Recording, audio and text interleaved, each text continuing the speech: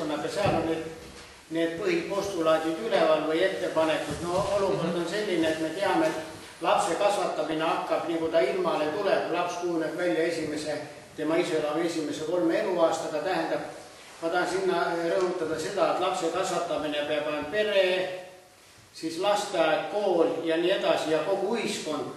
Praegu ka Ida-Harju politsei jaoskond või mis ta on algatanud projekti Julge sekkuda, see tähendab, peab märkama. See on juba väga tähtis, kui noored näevad, et neid märgatakse ja nende nagu tähelepanu suunatakse, et tule ära, tee nii või see pole hea või see pole viisakas.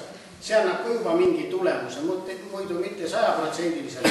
Ei ole võimalik, et me paneme iga tänava nurgale, iga silla otsa peal ühe polismani, et ta hakkas korda looma. Vaja on seda ennetustööd teha ja nende noortega tegeleda. Nii koolis, kodus, tänaval, igal pool. See puudutab ka seda interneti kasutamist ja väga taunitav on see, kui meie meediakanalite kaudu kogu aeg antakse sellist informatsiooni, mis ei ole noortele kasulik. Noored on ju väga vastuvõtlikud. Näitad ühe mingisugust filmi või mingi saade on, kus toimub mingisugune ahistamine või kuritegevus ja nad hakkavad seda järele matkima.